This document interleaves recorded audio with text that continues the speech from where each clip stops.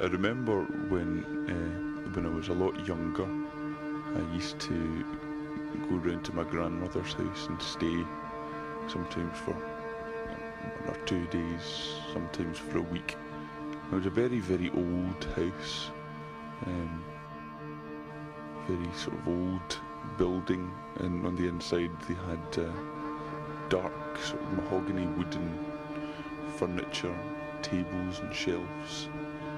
It was a very supernatural feel to the house, very sort of dark and dingy in the hall when you walked through the door.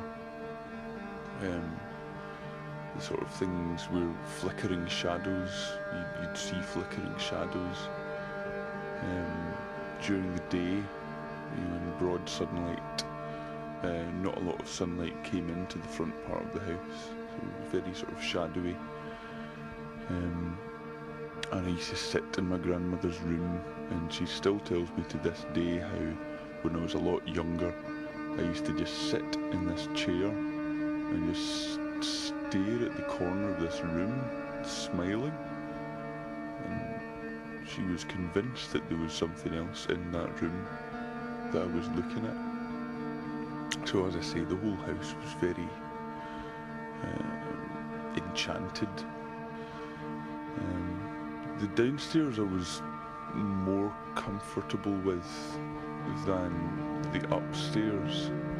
When I walked through this hall downstairs, that was where both my grandparents were all the time. But when I wanted to go upstairs to the nursery, these sort of old toys, I'd quite often go up there on my own. But in the hall, they had this, well, what can only be described as a pretend candle. Now it looked like a real candle, it felt like real wax. It had a wick, and it was encased in this glass box with old brass frame. It looked like a very, very old antique. And when it was night time, the flame lit and sort of flickered away. It sort of danced, a big red flame. It would go to the left, to the right, it would go up, it would go down, and it would repeat the whole pattern again. And just when you thought there was a pattern starting to emerge with the way this flame started dancing, it would change.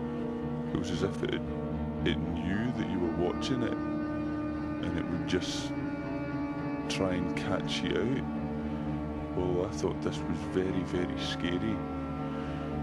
So I used to run past this candle as quickly as I could into the nursery, play with my toys. I'd close the door and I'd play with my toys, very old toys, but yet I'd still feel that I'd know that candle was out there, just waiting, just dancing away. So I used to sneak up to the nursery door and I'd look through the keyhole to see if it was still dancing.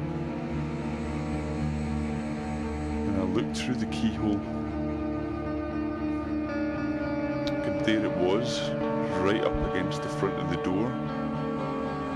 As close as I had been to it previously, looking right at the flame, it was right up in front of the door. So I thought, oh, my gran must have moved it. So I thought, I'm a bit worried about this. So I started shouting for my grandmother and my grandfather.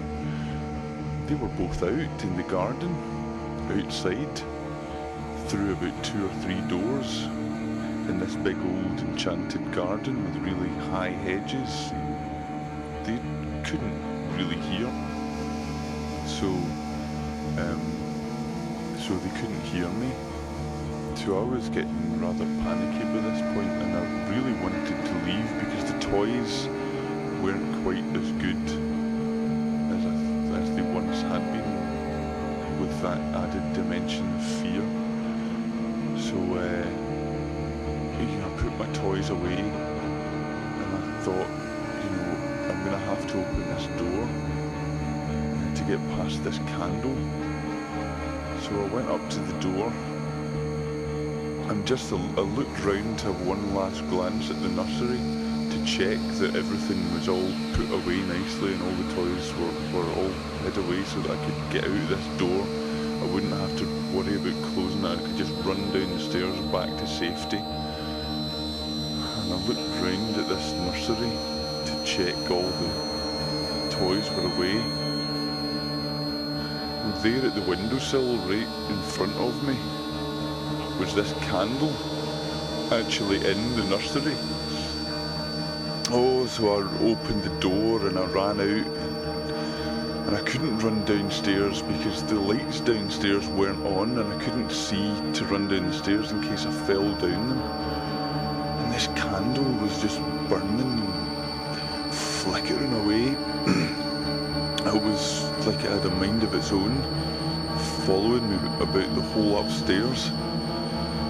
And I was running about crying, trying to get away, hiding under the beds and everywhere I looked, this candle was moving faster and faster.